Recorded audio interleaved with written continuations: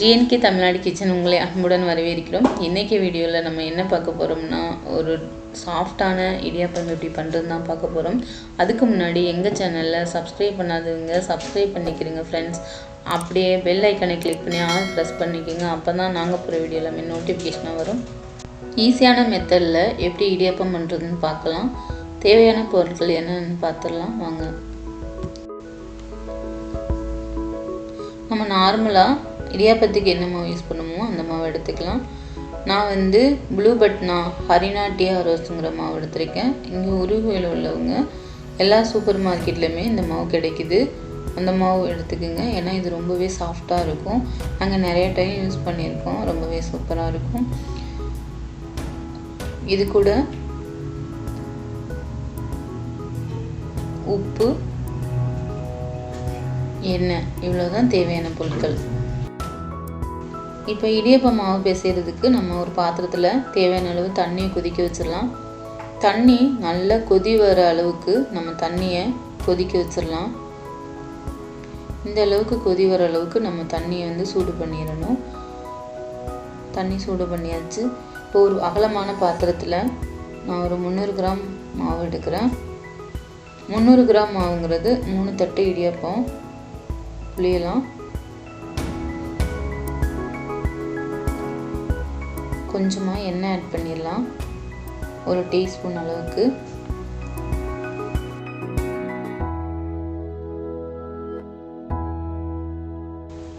அரை டீஸ்பூன் உப்பு ஆட் பண்ணிடலாம்.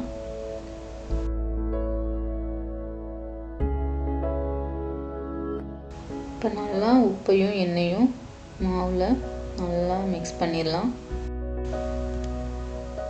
மாவில் கொஞ்சம் கொஞ்சமாக தண்ணி விட்டு சூடு பண்ண தண்ணியை நம்ம இதில் ஆட் பண்ணிடலாம். கரண்டி வச்சுட்டு இந்த மாதிரி நம்ம கிளறி எடுத்துக்கலாம்.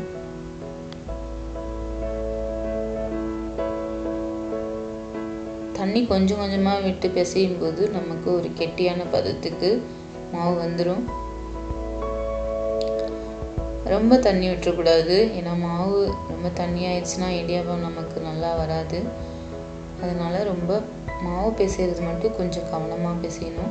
இந்த மாதிரி ஒரு திக்கான பதத்துக்கு பிசைஞ்சிக்கலாம். மாவு பிசைஞ்சு எடுத்தாச்சு. இப்போ குழல், இந்த மாதிரி ஒரு இடியாப்பம் புளிகிற குழல் எல்லா கடையிலுமே விற்கிது. இந்த மாதிரி சின்ன கண்ணு இல்லாத பிளேட்டை நம்ம மாட்டிக்கலாம்.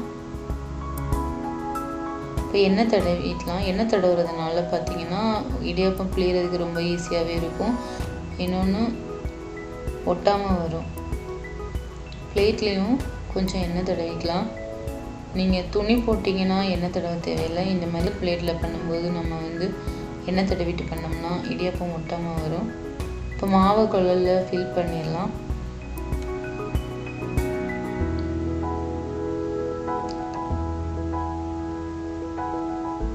மாவு ஃபில் பண்ணியாச்சு.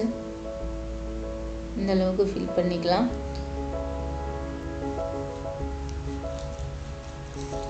எண்ணெய் தடவின பிளேட்டில் இடியாப்பம் பிழிஞ்சிடலாம். ரொம்பவே சூப்பராக வருது. மாவு கரெக்டான பதத்துக்கு நம்ம மாவு பிசைஞ்சதுனால இடியாப்பம் ரொம்பவே சூப்பராக வருது.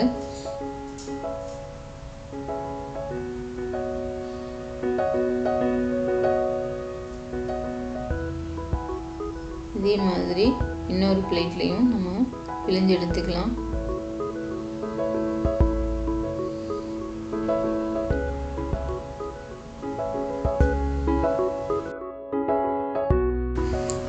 கீழே உள்ள பிளேட்டை விட்டுட்டு மீத 2 பிளேட்டில் பிழிஞ்சு எடுத்திருக்கேன்.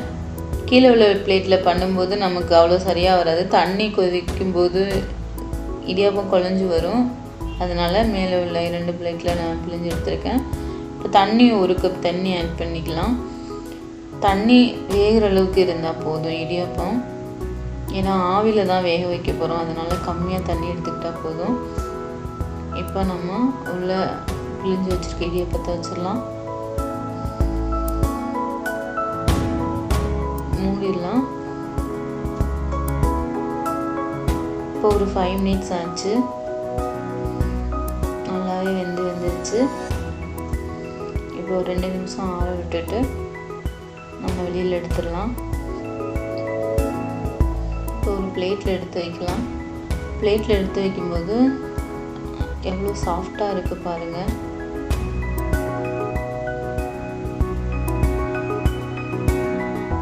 ரொம்பவே சாஃப்டாக வந்திருக்கு. வீட்லேயே எப்படி சிம்பிளான மெத்தடில் இடியாப்பம் பண்ணுறதுன்னு பார்த்தோம்.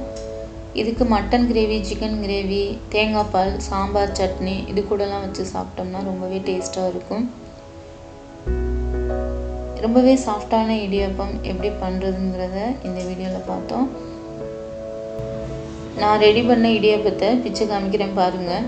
ரொம்பவே சாஃப்டாக வந்திருக்கு. இதே மாதிரி நீங்களும் செஞ்சு பாருங்கள். செஞ்சு பார்த்துட்டு உங்களுக்கு கருத்துக்களை எங்களுடன் ஷேர் பண்ணுங்கள். ஏற்கனவே சிக்கன் கிரேவி போட்டிருக்கோம். உங்களுக்கு இடியாப்பத்துக்கு வேறு ஏதாவது சைடிஷ் வேணும்னா கமெண்ட் செக்ஷனில் சொல்லுங்கள். மறக்காமல் எங்கள் சேனலை சப்ஸ்கிரைப் பண்ணுங்கள். அப்போ தான் நாங்கள் போகிற வீடியோ எல்லாமே நோட்டிஃபிகேஷனாக வரும்.